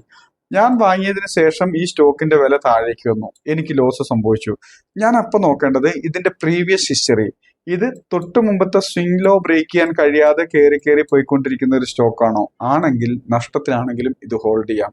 എന്നാൽ എപ്പോഴാണോ ഒരു സ്വിംഗ് ലോ ബ്രേക്ക് ചെയ്യുന്നത്, മാർക്കറ്റ് ഇവിടുന്ന് തിരിച്ചു കയറി ഇവിടെ താഴെ വന്നു, വീണ്ടും തിരിച്ചു കയറി ഇവിടെ സ്വിംഗ് ലോ ക്രിയേറ്റ് ചെയ്തു, അടുത്ത വരവ് ഈ സ്വിംഗ് ലോ ബ്രേക്ക് ചെയ്തിട്ടുണ്ടെങ്കിൽ ആ പോസിറ്റീവ് ട്രെൻഡ് അവസാനിക്കുന്നു. അത് എവിടെ വെച്ചാണെങ്കിലും, ഇവിടെ മാർക്കറ്റ് ക്രിയേറ്റ് ചെയ്തത് ഇവിടെ വെച്ച് ബ്രേക്ക് ചെയ്തിട്ടുണ്ടെങ്കിൽ അവിടെ പോസിറ്റീവ് ട്രെൻഡ് അവസാനിക്കുന്നു. ഇവിടെ സ്വിംഗ് ലോ ക്രിയേറ്റ് ചെയ്തത് ഇവിടെ വെച്ചിട്ട് ബ്രേക്ക് ചെയ്തിട്ടുണ്ടെങ്കിൽ അവിടെ പോസിറ്റീവ് ട്രെൻഡ് അവസാനിക്കുന്നു. എവിടെ വെച്ചാണോ ഒരു വീക്ക്ലി ടൈം ഫ്രെയിമിൽ ഒരു സ്വിംഗ് ലോ ബ്രേക്ക് ചെയ്യുന്നത് ആ നിമിഷം ആ സ്റ്റോക്കിന്റെ പോസിറ്റീവ് ട്രെൻഡ് അവസാനിക്കുന്നു. പോസിറ്റീവ് ട്രെൻഡ് അവസാനിച്ച ഒരു ഷെയറും നമ്മുടെ കൈവശം വെക്കേണ്ടതില്ല. എക്സിറ്റ് ചെയ്ത് മാറിക്കൊള്ളുക. ഫ്രഷ് എൻട്രി എടുക്കരുത്. എത്ര കാലം മുമ്പുള്ളതാണെങ്കിലും അത് നമ്മൾ പഠിക്കുന്നു. നമ്മളെ സംബന്ധിച്ചിടത്തോളം പോസിറ്റീവ് ട്രെൻഡിൽ കിടക്കുന്ന സ്റ്റോക്കുകൾ നമ്മുടെ കൈവശം ഇല്ലാതിരിക്കുക. നേരത്തെ നമ്മൾ പഠിച്ചൊരു കാര്യങ്ങളുണ്ട്, അത് ആ ഒരു ക്രൈറ്റീരിയ ആണെങ്കിൽ മാത്രം അത് ഹോൾഡ് ചെയ്യുക. അല്ലാത്ത ഒരു പോസിറ്റീവ് ട്രെൻഡ് അവസാനിച്ച സ്റ്റോക്ക് നമ്മുടെ കൈവശം നമ്മുടെ പോർട്ട്ഫോളിയോയിൽ ഉണ്ടാവരുത്. ഇത് പോസിറ്റീവ് ട്രെൻഡ് അവസാനിക്കുന്നു എന്ന് മാത്രമേ ഉള്ളൂ. ഫ്രഷ് എൻട്രി എടുക്കാതിരിക്കുക. നിലവിലുള്ള ഹോൾഡിങ്ങുകൾ എക്സിറ്റ് ചെയ്യാനുള്ള ഒരു അവസരം അല്ലെങ്കിൽ അതിനുള്ള ഒരു മുന്നറിയിപ്പാണ് പോസിറ്റീവ് ട്രെൻഡ് അവസാനിക്കുമ്പോൾ നമുക്ക് നൽകുന്നത് മാർക്കറ്റ്. ഇനി അത് നെഗറ്റീവ് ട്രെൻഡിലേക്ക് കടന്നു കഴിഞ്ഞാൽ ഒരു കാരണവശാലും ഫ്രഷ് എൻട്രി അതിനകത്ത് എടുക്കരുത്. ഒരു കാരണവശാലും ഫ്രഷ് എൻട്രി എടുക്കരുത്. നെഗറ്റീവ് ട്രെൻഡ് ഇതിന്റെ നേരെ ഓപ്പോസിറ്റ്.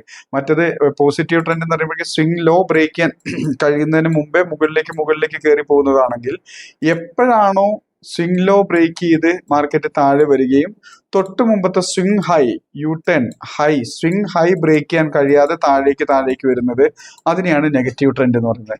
പോസിറ്റീവ് ട്രെൻഡിന്റെ സമയത്തും സ്വിംഗ് ലോകളാണ് നമ്മൾ പരിഗണിച്ചുകൊണ്ടിരിക്കുന്നതെങ്കിൽ നെഗറ്റീവ് ട്രെൻഡിലേക്ക് കടക്കുമ്പോൾ അത് സ്വിംഗ് ഹൈകൾ ബ്രേക്ക് ചെയ്യാൻ കഴിയാതെ മാർക്കറ്റ് താഴേക്ക് വരുന്നതിനെയാണ് നമ്മൾ നെഗറ്റീവ് ട്രെൻഡ് എന്ന് പറയുന്നത്. നെഗറ്റീവ് ട്രെൻഡിലുള്ള സ്റ്റോക്കൊന്നും നമ്മുടെ കൈവശം ഉണ്ടാവരുത്. അത് എപ്പോഴാണോ പോസിറ്റീവ് ട്രെൻഡിലേക്ക് അഥവാ പോസിറ്റീവ് ട്രെൻഡിലേക്ക് എന്ന് വെച്ചിട്ടുണ്ടെങ്കിൽ തൊട്ട് മുമ്പത്തെ സ്വിംഗ് ഹൈ ബ്രേക്ക് ചെയ്ത് മുകളിലേക്ക് കയറാൻ കഴിയുന്നത്, അപ്പോഴാണ് നെഗറ്റീവ് ട്രെൻഡ് അവസാനിച്ച് പോസിറ്റീവ് ട്രെൻഡിലേക്ക് കടക്കുന്നത്. ആ സമയത്ത് ഇത് നമുക്ക് വീണ്ടും പരിഗണിക്കാം. നെഗറ്റീവ് ട്രെൻഡിൽ ഇരിക്കുമ്പോൾ ഒരു കാരണവശാലും നമ്മൾ എൻട്രി എടുക്കരുത്, കൈവശം വെച്ചുകൊണ്ടിരിക്കരുത്. എന്നാൽ പോസിറ്റീവ് ട്രെൻഡിലേക്ക് കയറുമ്പോൾ, അതായത് താഴേക്ക് വീക്ക്ലി സ്വിംഗ് ഹൈ ബ്രേക്ക് ചെയ്യാൻ പറ്റാതെ താഴേക്ക് വന്നു, എപ്പോഴാണോ ഏറ്റവും താഴെയുള്ള അല്ലെങ്കിൽ എപ്പോഴാണോ ഏറ്റവും തൊട്ടടുത്തുള്ള സ്വിംഗ് ഹൈ ബ്രേക്ക് ചെയ്യുന്നത്, ആ സ്വിംഗ് ഹൈ ബ്രേക്ക് ചെയ്യുമ്പോൾ ഇത് വീണ്ടും പോസിറ്റീവ് ട്രെൻഡിലേക്ക് കടക്കും. അപ്പൊ നമുക്ക് വീണ്ടും പരിഗണിക്കാം. ഒരു എക്സാമ്പിൾ കൂടെ ഇവിടെ പറയാം. ഈ ഒരു മാർക്കറ്റ് നമുക്ക് ജസ്റ്റ് നോക്കുകയാണെങ്കിൽ ഇവിടെ നമ്മുടെ മുമ്പിൽ മാർക്കറ്റ് ഇല്ല. ഇവിടുന്ന് മാർക്കറ്റ് കയറി കയറി പോയിക്കൊണ്ടിരിക്കുകയാണ്. നമുക്ക് നോക്കുമ്പോൾ നല്ലൊരു പോസിറ്റീവ് ട്രെൻഡ് കാണുന്നു. തൊട്ട് മുമ്പത്തെ സ്വിംഗ് ലോ ബ്രേക്ക് ചെയ്യാൻ പറ്റുന്നില്ല. ഞാൻ ഇവിടെ ഒരു 550 രൂപയ്ക്ക് ഇത് എത്തി നിന്നപ്പോൾ ഞാൻ ഇതൊരു 100 ഷെയർ വാങ്ങുന്നു. 550 രൂപയ്ക്ക് 100 ഷെയർ ഇത് വാങ്ങുന്നു. ഈ 100 ഷെയർ ഞാൻ വാങ്ങിയ ശേഷം ഇത് താഴേക്ക് വരുന്നു. അപ്പോൾ ഫോളോ ചെയ്യുന്ന സിസ്റ്റം അനുസരിച്ച് 515 പോട്ടെ 500 എന്ന ലെവൽ ബ്രേക്ക് ചെയ്തപ്പോൾ ഇതിന്റെ പോസിറ്റീവ് ട്രെൻഡ് അവസാനിച്ചു എന്ന് മനസ്സിലാക്കി കഴിയുമ്പോൾ നമ്മൾ ഇത് എക്സിറ്റ് ചെയ്യാം. എന്നിട്ട് എപ്പോഴാണോ തിരിച്ചു കയറുന്നത് ആ സമയത്ത് വീണ്ടും ബൈ ചെയ്താൽ മതി. അതിന്റെ ഗുണം നമുക്കറിയാം. ഈ 550 നിന്ന് ഞാൻ വാങ്ങിയ ഷെയർ 500 രൂപയിൽ എത്തിയപ്പോൾ പോസിറ്റീവ് ട്രെൻഡ് അവസാനിച്ചിരുന്ന സമയത്ത് ഞാൻ ഇത് എക്സിറ്റ് ചെയ്തിരുന്നെങ്കിൽ ഇവിടെ 100 ഷെയർ എനിക്ക് എക്സിറ്റ് ചെയ്യുമ്പോൾ എനിക്ക് 50,000 രൂപ ക്യാപിറ്റൽ തിരിച്ചു കിട്ടുന്നു. അതായത് 5,000 രൂപ 10% ലോസ് സംഭവിച്ചിട്ടാണ് എനിക്കിത് ഈ ക്യാപിറ്റൽ റിലീസ് ചെയ്യുന്നത്. മാർക്കറ്റ് തിരിച്ച് പോസിറ്റീവ് ട്രെൻഡിലേക്ക് കടക്കുന്നത് 200 രൂപ വെച്ചിട്ടാണ്. അപ്പോൾ ഇതേ 50,000 രൂപ, ഈ നഷ്ടപ്പെട്ട 5,000 പോയിട്ട് ബാക്കിയുള്ള 50,000 രൂപ വെച്ചിട്ട് ഞാൻ 200 രൂപയ്ക്ക് ഷെയർ വാങ്ങുമ്പോൾ, നേരത്തെ 100 ഷെയർ ആണ് എൻ്റെ കൈവശം ഉണ്ടായിരുന്നത്, ഇപ്പം അത് 250 ഷെയർ ആയിട്ട് മാറുന്നു. അതായത് പ്രൈസ് അത്രയും കുറഞ്ഞപ്പോൾ എനിക്ക് കിട്ടുന്ന ഷെയറുകളുടെ എണ്ണം വളരെ കൂടുതലാണ്. മാർക്കറ്റ് തിരിച്ചു കയറുന്ന സമയത്ത് എനിക്ക് ഹ്യൂജ് പ്രോഫിറ്റ് ഉണ്ടായിരുന്നു. അതായത് ഇവിടെ എക്സിറ്റ് ചെയ്യാതെ ഞാൻ ക്ഷമയോടെ കാത്തിരുന്ന് നല്ല കമ്പനിയാണ് തിരിച്ചു കയറും എന്നുള്ള വിശ്വാസത്തിൽ കാത്തിരുന്നെങ്കിൽ ഈ തിരിച്ച് 500ലേക്ക് എത്തുന്ന സമയത്ത് എനിക്ക് വലിയ പ്രോഫിറ്റ് ഒന്നും വരില്ല. എന്നാൽ 550 വാങ്ങിയ ഷെയർ ഞാൻ 500 വെച്ച് ട്രെൻഡ് റിവേഴ്സ് ആയപ്പോൾ ഞാൻ അത് എക്സിറ്റ് ചെയ്യുന്നു. അത് പിന്നീട് 200 വെച്ചിട്ട് വീണ്ടും ട്രെൻഡ് റിവേഴ്സൽ അഥവാ പോസിറ്റീവ് ട്രെൻഡിലേക്ക് കിടക്കുമ്പോൾ ഈ നഷ്ടം വെച്ച എമൗണ്ട് കഴിഞ്ഞ് ബാക്കിയുള്ള എൻ്റെ ക്യാപിറ്റൽ എത്രയാണോ ബാക്കിയുള്ളത് ആ എമൗണ്ട് കൊണ്ട് ഞാൻ ഈ ഷെയർ വാങ്ങി കഴിഞ്ഞപ്പോൾ തിരിച്ചു കയറി അതേ ദൂരം എനിക്ക് അത് ഡബിൾ 2 ഇരട്ടിയോളം പ്രോഫിറ്റ് തരുന്ന ഒരു സ്റ്റോക്കായി മാറിക്കഴിഞ്ഞു. അപ്പൊ എപ്പോഴും പോസിറ്റീവ് ട്രെൻഡിലുള്ള ഒരു ഷെയർ നമ്മളുടെ കൈവശം ഹോൾഡ് ചെയ്യാം. നെഗറ്റീവ് ട്രെൻഡിലേക്ക് കടന്നു കഴിഞ്ഞിട്ടുണ്ടെങ്കിൽ ഒരു കാരണവശാലും അതിനെ ഹോൾഡ് ചെയ്യരുത്. അതുപോലെ തന്നെ നെഗറ്റീവ് ട്രെൻഡിലുള്ളൊരു സ്റ്റോക്ക് ഒരു കാരണവശാലും നമ്മൾ എൻട്രി എടുക്കുകയും ചെയ്യരുത്. ഇതിനോടൊപ്പം കൂട്ടി വായിക്കേണ്ട ഒന്നാണ് ആവറേജിങ് വേഴ്സസ് പിരമിഡിങ് എന്നുള്ളത്. ഇത് ശരിക്കും പറഞ്ഞെങ്കിൽ ആവറേജിങ് എന്ന് പറഞ്ഞിട്ടുണ്ടെങ്കിൽ ഞാൻ നേരത്തെ കണ്ടതുപോലെ തന്നെ 500 രൂപ വിലയുള്ള ഒരു 100 ഷെയർ വാങ്ങി എന്ന് സങ്കല്പിക്കുക. അതിന്റെ വില താഴേക്ക് വരുന്തോറും, അതായത് 300 രൂപയിലേക്ക് എത്തുമ്പോൾ എനിക്ക് 200 രൂപ ലോസ് ആണ് വരുന്നത്. ഈ ലോസിനെ കവർ ചെയ്യാനായിട്ട് 300 രൂപയിൽ എത്തുമ്പോൾ ഞാൻ വീണ്ടും 100 ക്വാണ്ടിറ്റി വാങ്ങുന്നു. അപ്പൊ ആദ്യം 500 രൂപയ്ക്ക് വാങ്ങി 100 എണ്ണം, വീണ്ടും 300 രൂപയ്ക്ക് എത്തുമ്പോൾ വീണ്ടും 100 എണ്ണം വാങ്ങി. അപ്പൊ എന്റെ രണ്ടിന്റെയും കൂടെയുള്ള ആവറേജ് ബൈ പ്രൈസ് 400 ആയി മാറുന്നു. എന്റെ ക്വാണ്ടിറ്റി 200 എണ്ണം കയ്യിലുണ്ടാവും. ഈ താഴേക്ക് ഒരു ഷെയറിന്റെ വില താഴേക്ക് വരുന്തോറും വീണ്ടും ക്വാണ്ടിറ്റി ആഡ് ചെയ്ത് അതിന്റെ ബൈ പ്രൈസ് ആവറേജ് ആയിട്ട് നിലനിർത്തുന്നതിന്റെ പേരാണ് ആവറേജിങ്. ഇവിടെ ഒരു എക്സാമ്പിൾ തന്നെ പറയുമ്പോൾ 500 രൂപയ്ക്ക് 100 എണ്ണം വാങ്ങി, അത് താഴേക്ക് വന്ന് 200 രൂപ നഷ്ടത്തിൽ 300 രൂപയിൽ എത്തി നിൽക്കുന്നു. വീണ്ടും 100 എണ്ണം വാങ്ങിയപ്പോൾ എന്റെ കയ്യിൽ 200 ക്വാണ്ടിറ്റി ആയി കഴിഞ്ഞു. ആവറേജ് ബൈ പ്രൈസ് 400 ആയി. ഇതിന്റെ ഗുണം എന്താണെന്ന് വെച്ചിട്ടുണ്ടെങ്കിൽ 500 നിന്ന് 300ലേക്ക് വന്നപ്പോൾ ഉണ്ടായിരുന്ന നഷ്ടം എനിക്ക് കവർ ചെയ്യാനായിട്ട് അത്രയും ദൂരം തിരിച്ചു കയറണ്ട. അതായത് 300 നിന്ന് 500ലേക്ക് എത്തേണ്ട കാര്യമില്ല. ആവറേജ് ബൈ പ്രൈസ് ആയിട്ടുള്ള 400ലേക്ക് എത്തുമ്പോൾ എന്റെ നഷ്ടമില്ലാത്ത സിറ്റുവേഷനിലേക്ക് വരും. അതിനായിട്ട് നഷ്ടം ഒഴിവാക്കാനുള്ള ഒരു പരിശ്രമത്തിന്റെ ഭാഗമായിട്ടാണ് നമ്മൾ ആവറേജിങ് ചെയ്യുന്നത്. ആവറേജിങ് എന്ന് വെച്ചിട്ടുണ്ടെങ്കിൽ വില കുറയും തോറും വീണ്ടും ക്വാണ്ടിറ്റി വാങ്ങി പോകുന്ന ഒരു സിസ്റ്റമാണ് ആവറേജിങ് എന്ന് പറയുന്നത്. പിരമിഡിങ് ഇതേ പണി തന്നെയാണ് നേരെ തിരിച്ചു ചെയ്യുന്നത്. പിരമിഡിങ് അതായത് 100 രൂപയിൽ വാങ്ങിയൊരു ഷെയർ 150 വരെ പോയി 120ലേക്ക് താഴെ വന്ന് തിരിച്ചു കയറുമ്പോൾ ഈ 120 തിരിച്ചു കയറുമ്പോൾ വീണ്ടും ഞാൻ ക്വാണ്ടിറ്റി വാങ്ങിക്കൂട്ടുന്നു. അങ്ങനെ ഓരോ കറക്ഷൻ കഴിഞ്ഞ് തിരിച്ചു കയറുമ്പോഴും പോസിറ്റീവ് ട്രെൻഡിൽ തിരിച്ചു കയറിക്കൊണ്ടിരിക്കുമ്പോഴും ഞാൻ വീണ്ടും ക്വാണ്ടിറ്റി വാങ്ങിക്കൂട്ടുന്നതിനെയാണ് പിരമിഡിങ്. അതായത് അത് ഓരോ എൻട്രികളും പ്രോഫിറ്റിലേക്ക് അവസാനിക്കുന്നു. മറ്റതും സെയിം ജോലി തന്നെയാണ് ചെയ്യുന്നത്. താഴേക്ക് വരുന്തോറും വീണ്ടും ക്വാണ്ടിറ്റി വാങ്ങിക്കൂട്ടി ആവറേജ് ചെയ്യുന്നു. അവിടെ നഷ്ടത്തിൽ നിന്ന് നഷ്ടത്തിലേക്കാണ് പോകുന്നത്. എപ്പോഴും നമ്മൾ ശ്രദ്ധിക്കേണ്ടത് ആവറേജിങ് ഒരു കാരണവശാലും അത്യപൂർവം മാർക്കറ്റിൽ മാത്രമേ ആവറേജിങ് ചെയ്യാവൂ. നെഗറ്റീവ് ട്രെൻഡിലുള്ള ഒരു ഷെയറും ഒരു കാരണവശാലും ആവറേജ് ചെയ്യരുത്. അതിന്റെ നേരെ ഓപ്പോസിറ്റ് ആയിട്ടുള്ള പിരമിഡിങ്ങിനായിരിക്കും എപ്പോഴും ശ്രമിക്കുക. അതായത് മാർക്കറ്റ് ഒരു പോസിറ്റീവ് ട്രെൻഡിലേക്ക് കടന്നു, ഞാൻ ഇവിടെ നിന്ന് ക്വാണ്ടിറ്റി വാങ്ങി, വീണ്ടും കറക്ഷൻ കഴിഞ്ഞ് തിരിച്ചു കയറുമ്പോൾ വീണ്ടും ഞാൻ വാങ്ങിക്കുന്നു. അടുത്ത കറക്ഷൻ കഴിഞ്ഞ് തിരിച്ചു കയറുമ്പോൾ വീണ്ടും വാങ്ങുന്നു. ഓരോ കറക്ഷൻ കഴിഞ്ഞ് തിരിച്ചു കയറുമ്പോഴും വീണ്ടും വാങ്ങി പോകുന്നു. ആവറേജിന്റെ അതേ ജോലി തന്നെയാണ് ഇവിടെ ചെയ്യുന്നത്. എപ്പോഴാണോ പോസിറ്റീവ് ട്രെൻഡ് അവസാനിക്കുന്നത് ആ സമയത്ത് ഈ എല്ലാ ക്വാണ്ടിറ്റിയും കൂടെ എക്സിറ്റ് ചെയ്യുന്നു.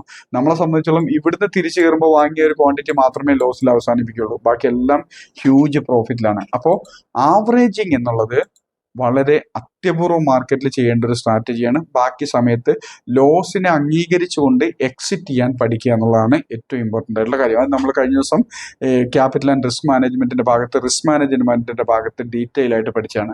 അപ്പോൾ സ്റ്റോക്ക് സെലക്ട് ചെയ്യാനായിട്ട് നമ്മൾ ഫണ്ടമെന്റലിയും അതുപോലെ ടെക്നിക്കലിയും കൂടെ മിക്സ് ചെയ്തിട്ടിരിക്കുന്ന ഒരു സിസ്റ്റമാണ് നമ്മൾ ഫോളോ ചെയ്യുന്നത്. അത് ആ ഒരു സ്റ്റോക്കിന് ഗ്രോത്ത് ഉള്ള സ്റ്റോക്ക്, വോളിയം ഉള്ള സ്റ്റോക്ക്, ബാഡ് ഹിസ്റ്ററി ക്രിയേറ്റ് ചെയ്തിട്ടുണ്ടാവരുത്. പോസിറ്റീവ് ട്രെൻഡിലുള്ള ഒരു സ്റ്റോക്ക് ആണെങ്കിൽ നമുക്ക് ക്യാപിറ്റൽ ആൻഡ് റിസ്ക് മാനേജ്മെന്റ് അനുസരിച്ച് നമുക്ക് അതിനെ ഷെയറുകളുടെ എണ്ണം വാങ്ങാം. എന്നാൽ ഏതെങ്കിലും ഒരു കാര്യം ചിലപ്പോൾ കഴിഞ്ഞ കുറെ കാലമായിട്ട് ഗ്രോത്ത് ഇല്ലായിരിക്കാം, അതിന് മുമ്പത്തെ വർഷങ്ങളിൽ നല്ല ഗ്രോത്ത് വന്ന സ്റ്റോക്ക്, വോളിയം ഉണ്ട്, ബാഡ് ഹിസ്റ്ററി ക്രിയേറ്റ് ചെയ്തിട്ടില്ല, പോസിറ്റീവ് ട്രെൻഡിലാണെങ്കിൽ നമ്മൾ അതിനെ പരിഗണിക്കാം. പക്ഷെ അപ്പോൾ ക്യാപിറ്റൽ ഒന്ന് അഡ്ജസ്റ്റ് ചെയ്തുകൊണ്ട് യൂസ് ചെയ്താൽ മതി. ചിലത് സ്റ്റോക്ക് ഗ്രോത്ത് ഉണ്ടാവും, ബാഡ് ഹിസ്റ്ററി ക്രിയേറ്റ് ചെയ്തിട്ടുണ്ടാവില്ല, പോസിറ്റീവ് ട്രെൻഡ് ആയിരിക്കും, പക്ഷെ വോളിയം തീരെ ഉണ്ടാവില്ല. അപ്പോൾ ക്വാണ്ടിറ്റി വളരെ കുറച്ചുകൊണ്ട് മാത്രമേ അതിനകത്ത് ഇൻവെസ്റ്റ് ചെയ്യാവുള്ളൂ. അതുപോലെ തിരിച്ചും ഉണ്ടാവും. ഇപ്പൊ നെഗറ്റീവ് ട്രെൻഡിലാണെങ്കിൽ ഒരു കാരണവശാലും വാങ്ങരുത്. ഗ്രോത്തും ഉണ്ടാവും, വോളിയം ഉണ്ടാവും, പോസിറ്റീവ് ട്രെൻഡിലാണെങ്കിലും ബാഡ് ഹിസ്റ്ററി ക്രിയേറ്റ് ചെയ്തിട്ടുണ്ടെങ്കിലും നമ്മൾ എമൗണ്ട് അഡ്ജസ്റ്റ് ചെയ്തിട്ട് വേണം ഈ ഒരു സ്റ്റോക്കുകളൊക്കെ വാങ്ങാനായിട്ട്. അപ്പോൾ ഈ 4 കാര്യങ്ങൾ ഉണ്ടോ എന്ന് നോക്കാം. ഗ്രോത്ത് ഉണ്ടെങ്കിൽ, വോളിയം ഉണ്ടെങ്കിൽ, ബാഡ് ഹിസ്റ്ററി ക്രിയേറ്റ് ചെയ്തിട്ടുണ്ടെങ്കിൽ, പോസിറ്റീവ് ട്രെൻഡ് ഉണ്ടെങ്കിൽ, ഫണ്ടമെന്റലി സ്ട്രോങ് ആയിട്ടുള്ള ഒരു സ്റ്റോക്കിന്റെ ഗുണം ഈ ടെക്നിക്കൽ അനാലിസിസിലൂടെ കിട്ടും. അങ്ങനെയുള്ള സ്റ്റോക്കുകൾ വേണം ലോങ് ടൈം ഇൻവെസ്റ്റ്മെന്റിലേക്കായിട്ട് നമ്മൾ പരിഗണിക്കാൻ.